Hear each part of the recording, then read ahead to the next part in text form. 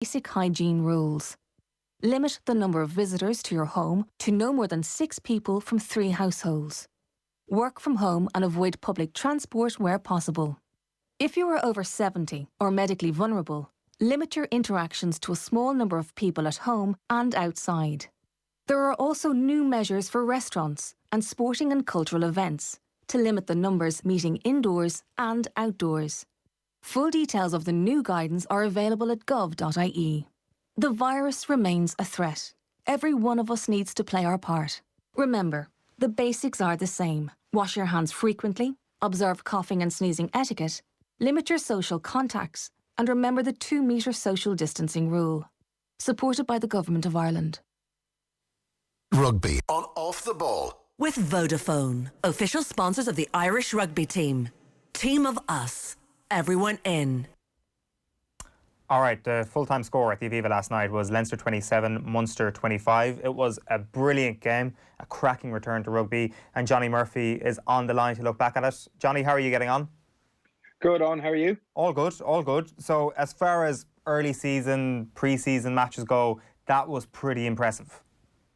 Yeah, it was. I've been watching a good amount of the Premiership stuff over the last week or so since last weekend, and it was like a different sport really compared to what's going on in the Premiership over in England. So it was great to see. There was a huge amount of there was a lot of intensity to it, and as you said already, it was practically the first pre-season game. So some errors here and there, but I think all in all, it definitely.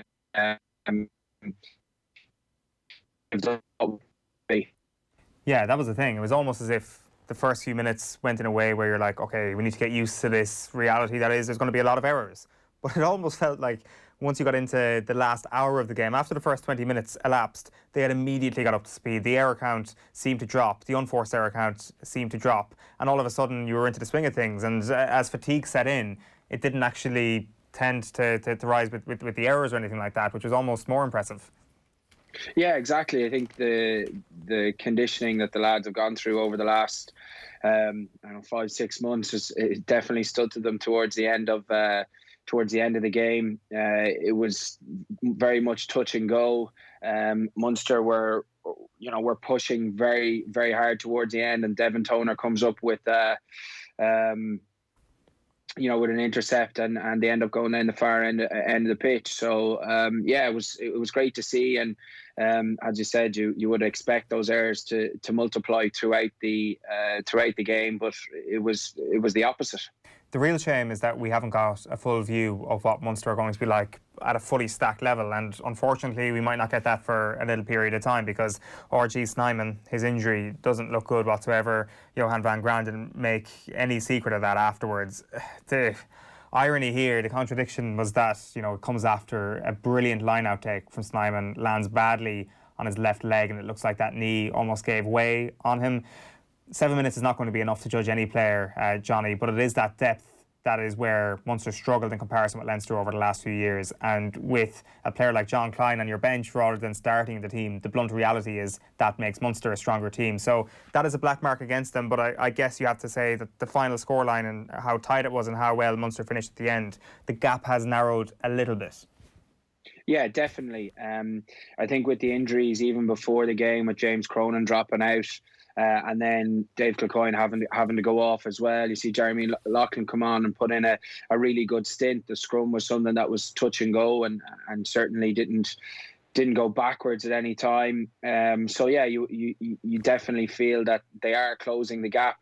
And they were very comfortable in Leinster's 22. They held the ball for long periods.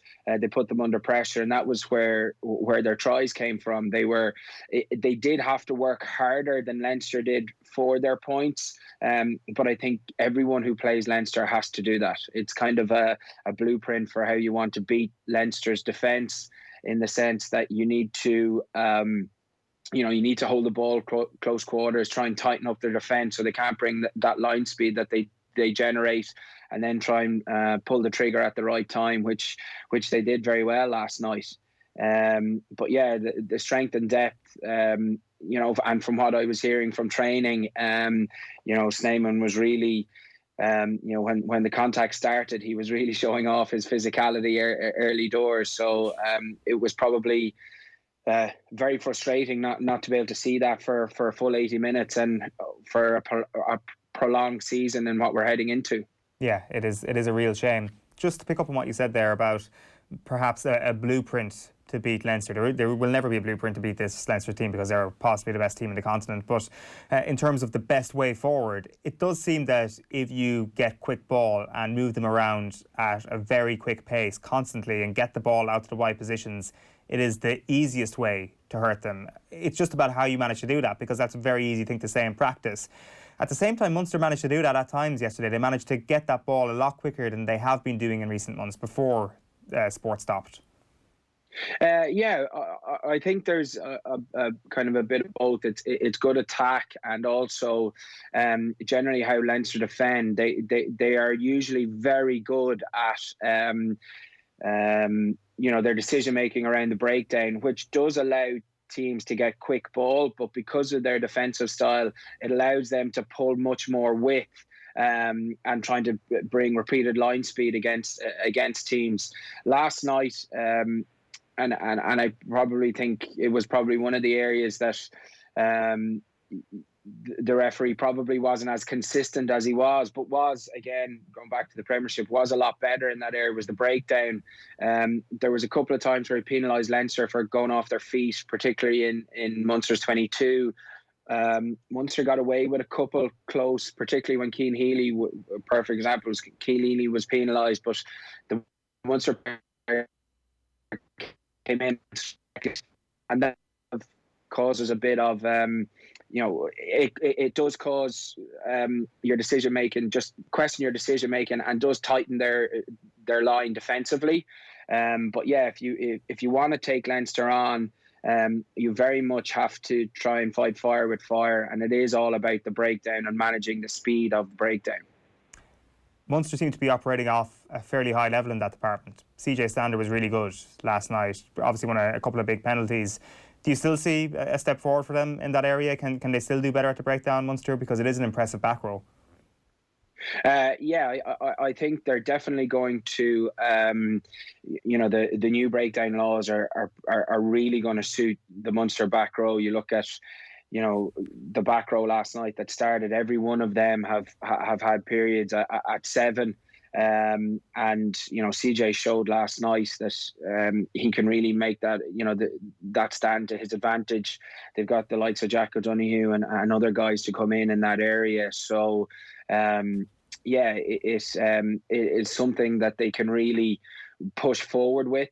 I think they probably have to be a small bit more careful in the sense that just their body positions going in and making sure that they're not going off their feet, particularly in the opposition 22. They got away with it last night, and they really made it pay dividends. So I think it's certainly something that they can really push forward with going forward. Let's talk about Munster's midfield. Chris Farrell was man of the match. His power is something that is unquestionable at this point. He's such an incredible weapon to have in the backs. Is that as good a performance as you've seen him put in for Munster? Yeah, I thought he was excellent last night. For Conway's try in the second half, taking a hard line like that, being able to plant his feet and pull the ball back, just shows how good his passing game can be. And I think that's something with himself and Delande that they'll be able to expand and kind of layer on Chris Farrell's passing game, which not a lot of people give him credit for. He has a very good passing game, but because he's so physical and such a good ball carrier, he doesn't necessarily get to show it off as much. But I think with Delande now, it gives a really good balance where Chris can show off that skill that he has. But he was very impressive. And to be fair, Delande's first experience of a local derby like that, he really stood up to the plate. He was very much in it. You could see by how physical he was. and a couple of turnovers and counter rucks that he created. He was, he had a very good showing for his first showing in such which can be a really intense battle. It also seems that there is a good bit of dog about him, to say the very least, about Dale Andy. Yeah, definitely, and I think, you see himself and Johnny Sexton going at each other and that kind of stuff. I'd say, all the Munster faithful were loving that, and an automatic crowd favourite straight away just because of that. But like, that's kind of what you want to see, and like James Lowe was very much, he was the exact same. Himself and Andrew Conway have had words throughout since he signed, and I think that probably, they're the kind of people that you want to add into this, into that, that melting pot, and it certainly bodes well for when they meet. When all likelihood looks like they're going to meet in a couple of weeks' time. Yeah, because concerns have been raised that with transfers from Leinster to Munster, that you do dilute that interprovincial rivalry. Not on the evidence of last night. No, I wouldn't say so at all. I think it's very much par for the course when you're in, and whichever environment you're in, it's the game that you look to of all. Even European Cup game, you look at, okay, when are we playing Leinster? And it's the same for the Leinster. That's when we play Munster. Where's that fixture? And they're the fixtures that you want to be involved in. How do you channel the DLND aggression into a mostly positive thing? Because, I mean, the hit on Sexton, you could argue was a low blow. Liam Tolan in commentary last night said it was a low blow. A lot of Leinster fans won't disagree with that. Gives away a penalty, it leads to Leinster's try. That is not the sort of contribution that you want to see from your aggression. So how do you mould that into something that will lead to positive outcomes for Munster?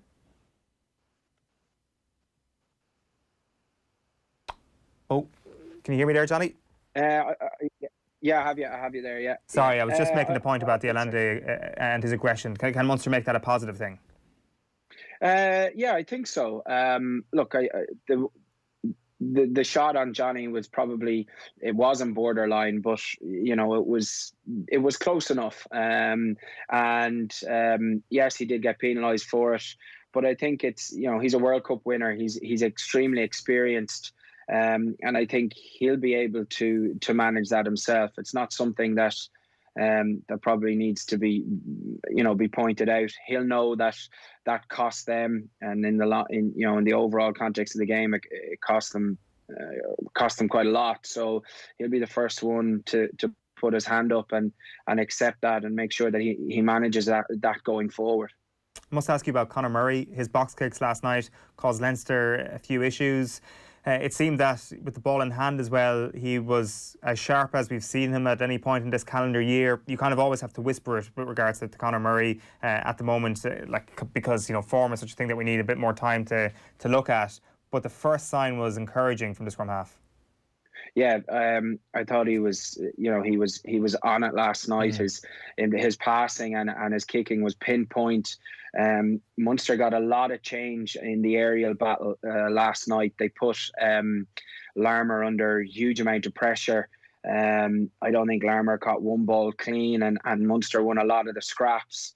And that was because of their accurate kicking game.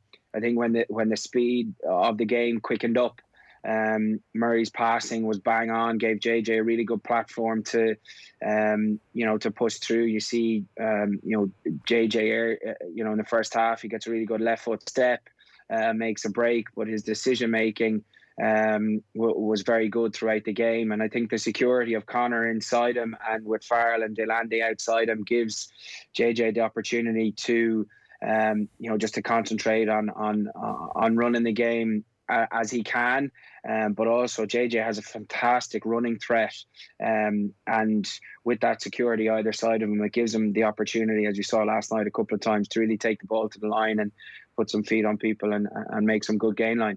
And I think the way the game has been written about this morning in the papers is quite telling in terms of JJ Hanrahan's contribution. Sure, he missed a kick to level the game, to get a draw for Munster last night, but nobody's really talking about that because of the fact that he had a really good game outside of that. He didn't necessarily cost Munster despite that kick. He kind of had them in that position as well, and very quietly he had an excellent game at out half, controlling the tempo that Munster went about the game with. Yeah, I think so. That's probably where the kick for to draw the game is the toughest kick for a right footed kicker. So you allow him that. Everything else was bang on. But yeah, I think JJ has a probably what looks like a sustained period of running the show. It comes at a pivotal time in his career. He's mid-20s. He has that experience. He's been away from home.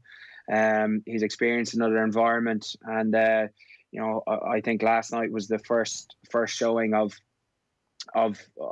his growth over the last couple of years, and probably shows that it's only a step forward on where I think he is going to get to, and this season is going to show exactly how important JJ is to the whole environment of Munster. Let's talk about his opposite number, Johnny Sexton. A big, snarling Ric Flair woo at one point when he won one penalty in front of his own posts. He obviously was bringing this level of energy that might have come from De Allende winding him up a bit throughout the match. But this snarling, this angry Johnny Sexton is exactly the sort of character you want to see on the pitch. Yeah, I thought Johnny was brilliant last night. He's obviously those photos on social media going around of after his gym work and that kind of stuff. He's certainly in great condition, and he showed that last night. I think for James Lowe's try to automatically click in after they get the scrum penalty, play the ball to width, and then come around the corner and to pump like that to fish out Andrew Conway, and then that delicate little pass in behind the back. That is world class. I was. They were pumping in the crowd noise. I wasn't sure whether it was going to be last night, but I was quite disappointed that I wasn't able to hear the actual noise from the pitch. So I think that energy, you just get to see what and hear the energy that different players bring, and it was very clear that Johnny was bringing probably the most energy on the pitch last night, and there's talk of him playing on past his current contract, and on last night's showing, you wouldn't question that at all. Top of the game, and again, it's his first game in 5 or 6 months. He's only going to get better, and that's pivotal to Leinster and, more importantly, Ireland going forward. Ian Esewa was saying that he could play all the way to 42. Do you see that happening? I'm not sure. It depends on his condition, but his condition last night, after the pre-season I was put in, I wouldn't back against that. Knowing Johnny and we're similar enough age.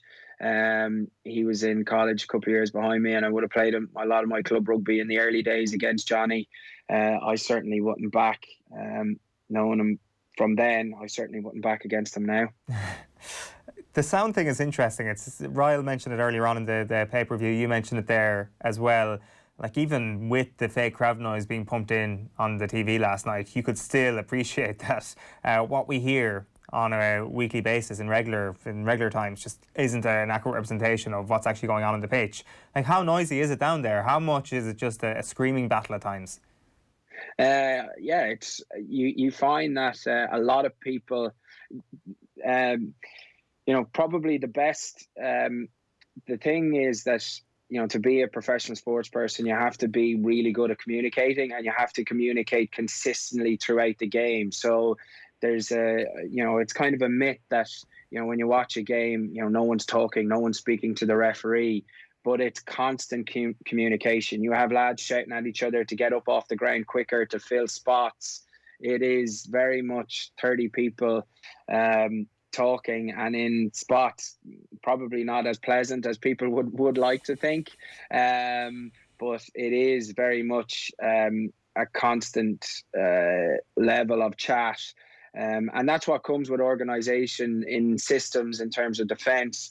Defence is all about communication. The most important thing is how you talk to each other. I've known guys that have been possibly not the best tacklers in the world, to say the least, but could be the best defenders because they can communicate extremely well inside and out, and they can spook people out of running at them because the person with the ball thinks that they're going to get hit when they come towards them. So, I'd love to hear that. And you can see it if you ever go to sessions in any you hear a certain level of noise, but during game day when you're pumped up, it's even higher. Now a lot of it wouldn't be fit pre-watershed, but it would be great to hear.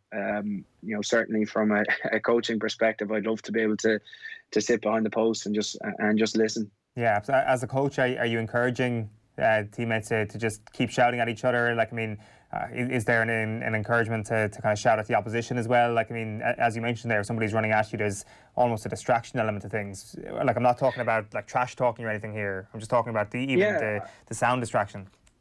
Yeah, I think so. A lot of, some defensive systems will be built on first thing would be a wall of sound and then a wall of bodies, and then you go into the contact zone. So I think to be able to communicate, and even stuff, very simple stuff like, I have, and everyone knows each other's names. So that's, it's very easy to call someone by name and say you have them in the defensive line, or where the ball is.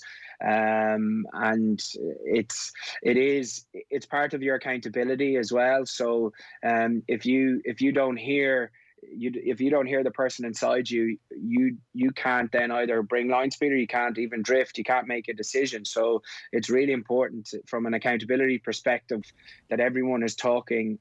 Now it can't be white noise. It has to be clear. And there has to be correct communication, but it is something that is vitally important. And in attack as well, you'd hear kind of TVs are so good because they're built on kind of the second 5-8 process of how they play, and that gives you a second talker, a set of hands, and a second receiver to play off. Right, that's very interesting. That's the communication is obviously something that's been heralded quite a bit by coaching. So this is what we need to do. We need to ensure that there's another television channel for the next game and take off the crowd noise so we can get a greater appreciation of this. And maybe the stuff that gets picked up on the ref mic could perhaps only go post-watershed, but it could be an idea for next week. Just one other thing on Leinster's backs that I just wanted to ask you about is just the midfield partnership, obviously, of Ringrose and Henshaw, which I guess some people would think is Ireland's partnership at midfield at this moment. Chris Farrell has something to say about that, so will Bundyaki. But how did their cohesion look last night in your view? Yeah, looked very good. I think for Ringrose's try,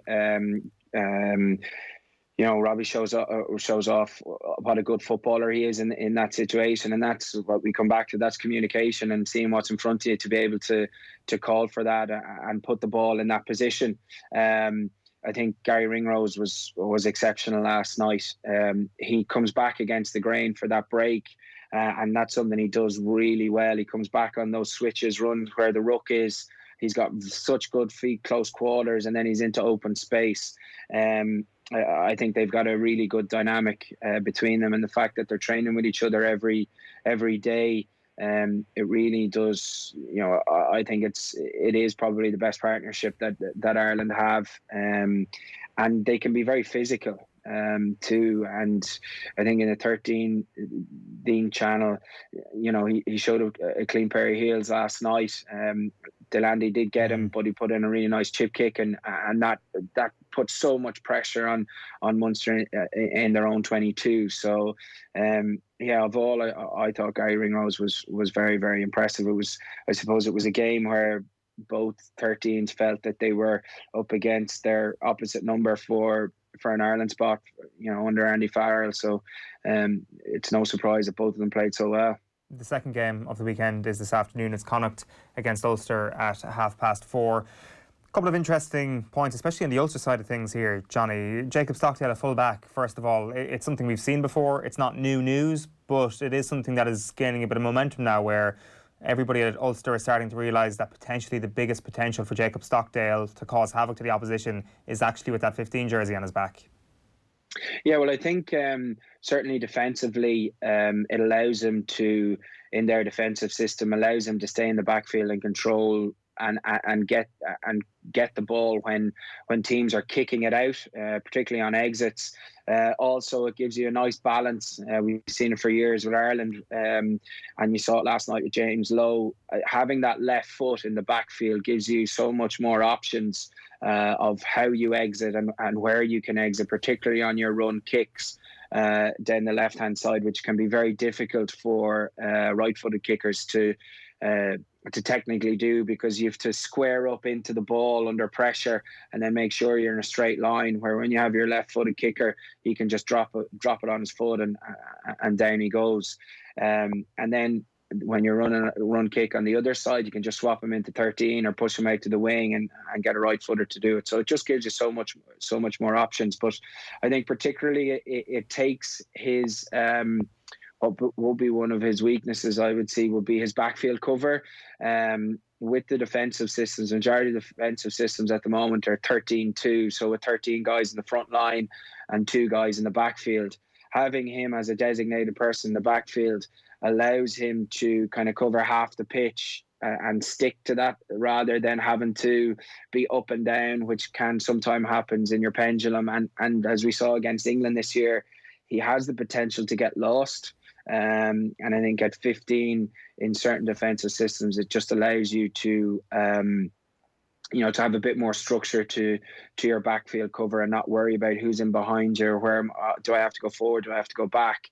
That you're consistent in the backfield, and that you're essentially the last line of defence. You have last man when they do go over the top if you're bringing a lot of line speed. Right, that's very interesting. So is there something that Andy Farrell can look at in terms of that defensive system at Ulster, or are they the same defensive systems anyway? The majority of the Irish provinces, systems are 13-2. They've kind of expanded. It's a rugby league style. Andy Farrell has it at Ireland, and majority of the 4 provinces use it, or use a style or a version of it. They have, in certain areas, they might have, might be 12-1-2 for someone in the chip space with a 9 in behind, but generally it would be a 13-2 system. Right, so this is obviously something that we should be keeping a real eye on today and into the future then. It's not Stockdale locked down one wing for Ireland anymore. It is a very fluid thing. Where is it Larmour, Conway, Earls? Who is going to be the wing besides Stockdale potentially? This is a real possibility. Yeah, it would be. Generally those the 2 guys would be designated pre-game, and they'd stay in those positions. They can change from game to game. I personally think with James Lowe's availability, I think the back 3 for Ireland could be. I personally think Andrew Conway is electric on the wing, but he's an incredible 15 as well. And he, for someone that's not particularly the tallest, he bosses the air. Yeah. And last night, Jordan Larmour probably got found out in that area, where if Andrew Conway was in those positions, I'd say he'd probably collect 90% of that ball in the air. So it could be a case where Lowe's on one wing, Keith Earls on the other, and maybe Andrew at 15. But I certainly wouldn't discount Jacob Stockdale or Jordan Larmour. And very interesting. Johne Murphy, great stuff as always. Thanks a million for taking the call. Cheers, thanks, Owen. Johne Murphy there, reviewing last night's rugby and looking ahead to today's fixture. We are taking a break for news. Our Celtic Legends panel is coming up next. The Pat Kenny Show